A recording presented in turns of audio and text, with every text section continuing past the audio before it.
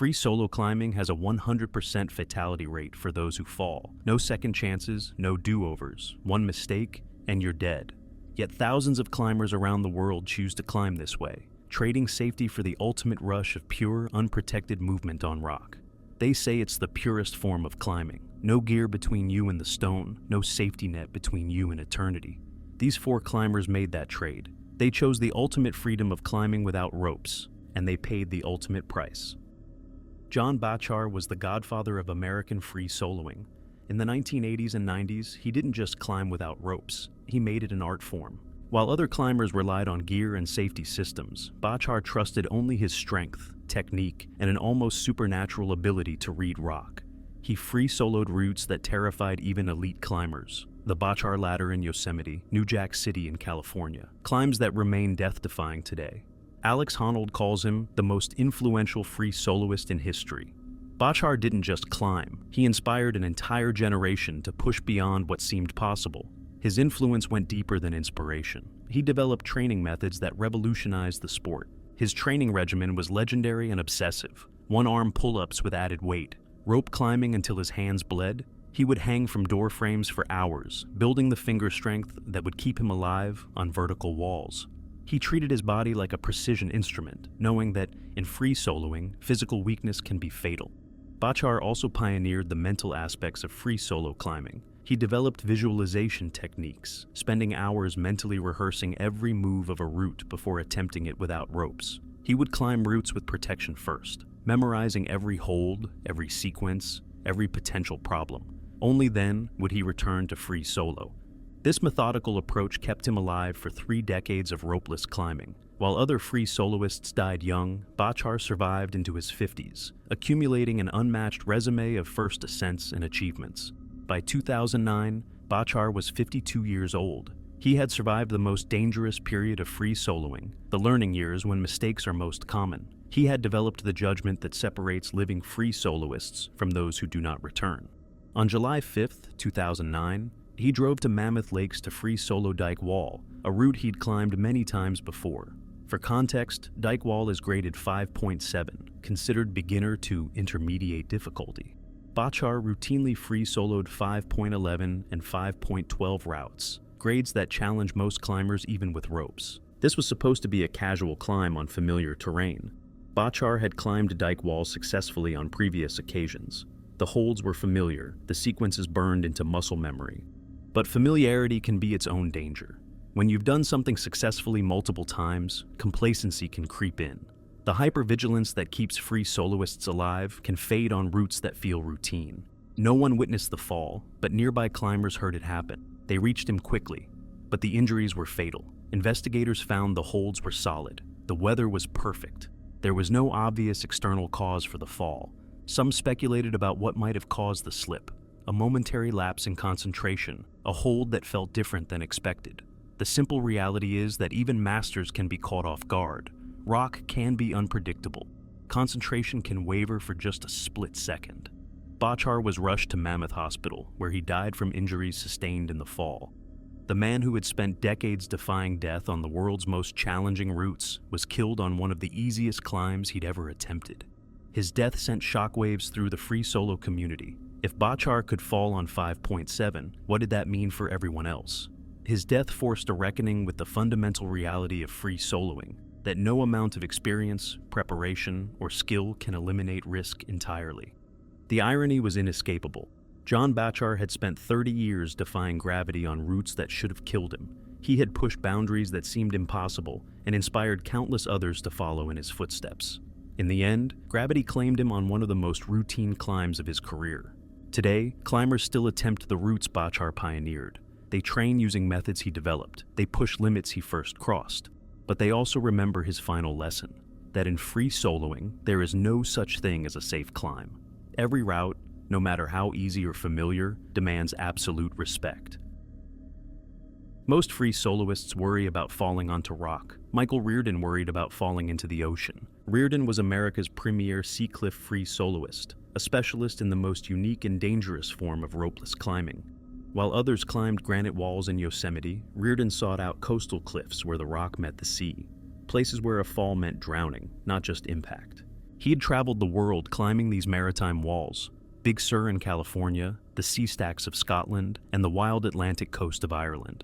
Seacliff climbing demands different skills than inland routes. The rock is often loose from salt spray, holds can be slippery from moisture, and below you isn't solid ground. It's churning, unforgiving water. But Reardon understood something other climbers didn't: the ocean's rhythm. He could read wave patterns, predict surge timing, and calculate the safest moments to climb. This knowledge had kept him alive through hundreds of Seacliff ascents across multiple continents.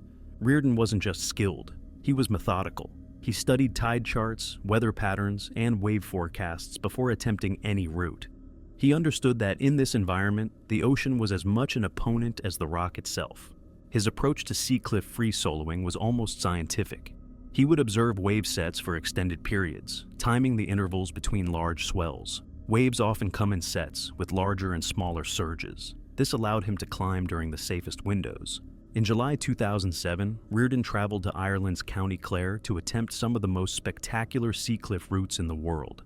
The cliffs of Fogher rise dramatically from the Atlantic, offering challenging routes with extreme exposure. On that day, Reardon was climbing with photographer Damon Corso. The conditions seemed manageable. The waves were large, but followed predictable patterns, ones Reardon had studied carefully. He successfully completed 2 climbs that day. These were not warm-ups or easy routes. They were serious ascents that demonstrated his mastery of Seacliff climbing. He had timed his climbs perfectly, read the conditions correctly, and executed flawlessly. After finishing his climbs, Reardon descended to a platform about 15 feet above the water. This algae-covered ledge was his staging area, a place to rest, observe wave patterns, and plan his next move. He waited for conditions to calm before moving to a safer location. This was standard procedure for Reardon. He never rushed transitions in the Seacliff environment. He would wait, observe, and move only when conditions were optimal. His patience and caution had kept him alive through years of climbing in one of the world's most dangerous environments. But the ocean had other plans. As Reardon stood on the platform, a rogue wave appeared, larger than any in the surrounding sets, appearing without warning, carrying tremendous force. The wave struck the ledge with devastating power. Reardon, caught off guard, was knocked off balance and swept into the Atlantic.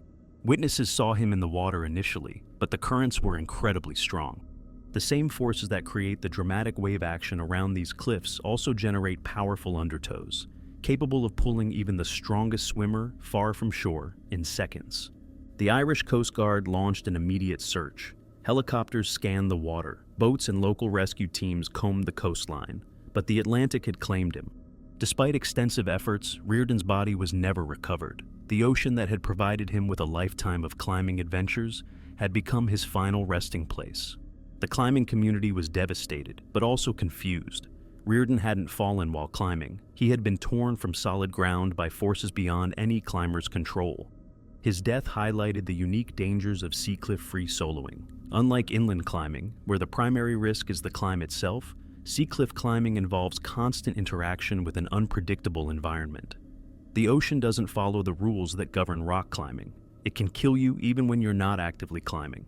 Today, Seacliff free soloists still attempt the routes Reardon pioneered, but they remember his lesson. In this environment, the rock isn't your only enemy. Sometimes the greatest danger comes not from above, but from the endless, unpredictable power of the sea that surrounds you. Jimmy Juul was a legend in British climbing circles. By 1987, he had established himself as one of the most accomplished free soloists in the UK, known for attempting routes that other climbers wouldn't dare try without ropes. Juul wasn't just skilled, he was revolutionary. In an era when British climbing was becoming increasingly gear-dependent, he represented the pure minimalist approach. No ropes, no protection, just climber and rock in their most fundamental relationship. His free solo ascents had become the stuff of legend. He would tackle routes graded extreme and above, climbs that challenged even elite climbers with full protection. What made Juul special wasn't just his technical ability, but his careful approach to risk. Unlike many free soloists who relied purely on instinct, Juul was methodical. He studied routes extensively before attempting them without ropes. He understood his limits and rarely pushed beyond them. This careful approach had kept him alive through years of increasingly difficult free solo ascents. Juul's reputation extended beyond just his climbing achievements. He was known as a mentor to younger climbers, someone who understood the psychology of risk-taking and could teach others how to assess danger. His approach to free soloing was precise and thoughtful, grounded in experience. The British climbing scene in the 1980s was tight-knit, and Juul was a central figure. He belonged to a climbing club based in North Wales, one of the premier climbing areas in the UK. This hut served as a base for weekend climbing trips and longer expeditions.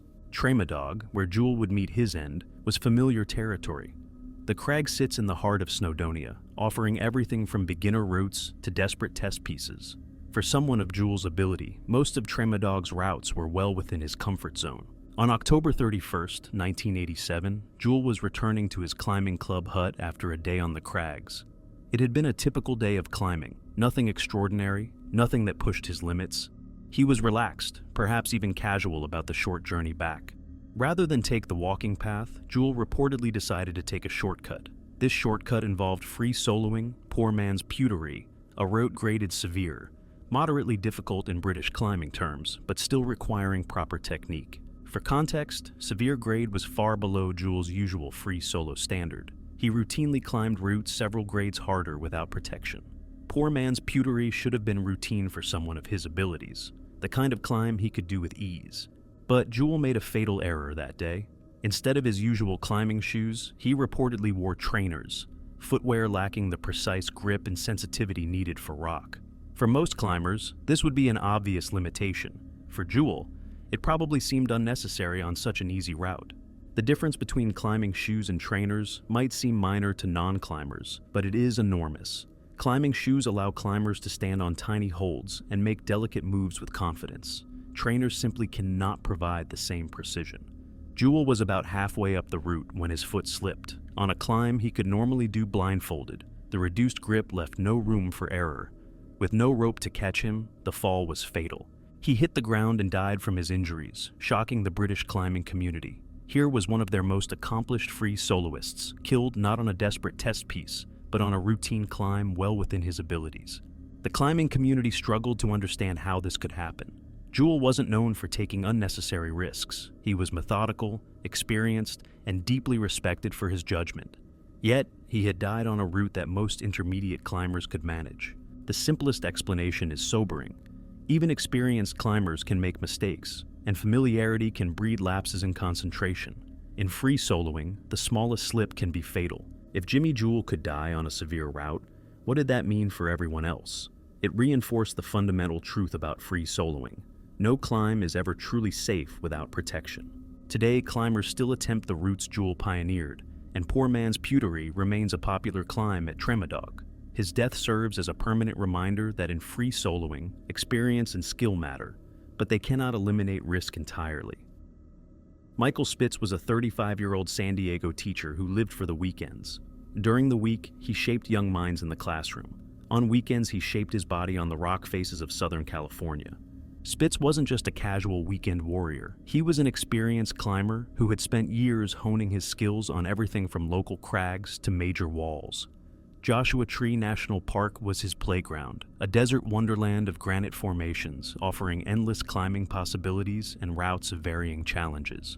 By January 2022, Spitz had become comfortable with free soloing. He had progressed from easy climbs to more difficult routes, building the confidence and skill to climb without ropes on increasingly demanding terrain. One route captured his attention, Illusion Dweller on Sentinel Wall. Graded 5.10B, it was a serious undertaking even with ropes. The route features technical moves, sustained sections, and challenging sequences that demand precise technique, strong grip, and significant upper body strength.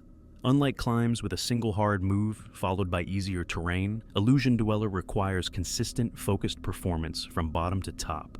Spitz had climbed Illusion Dweller before with protection, ropes and traditional climbing gear, and knew the route well. He understood its holds, sequences, and challenges.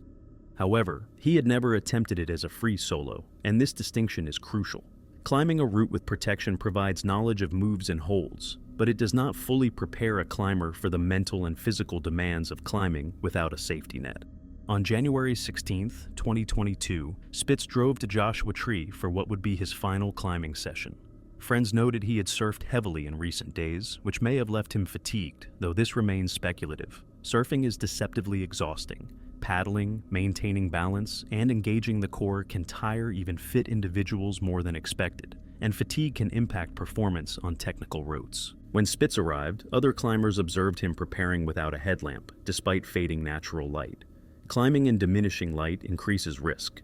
Holds are harder to see, route finding is more difficult, and the margin for error shrinks. Experienced climbers often wait or ensure proper lighting to avoid these hazards. Despite these challenges, Spitz was determined to attempt Illusion Dweller as his first free solo of the route. Perhaps he felt confident from his previous rope descent, or driven by the desire to achieve a personal goal. Free soloing demands not just technical skill, but honest self-assessment, evaluating physical and mental state rather than desire or ego, a discipline often separating living free soloists from those who die. Spitz began his ascent in the late afternoon. For much of the climb, he moved competently, demonstrating the skill and experience that had allowed him to progress to this level. His familiarity with the holds from his previous rope descent was evident.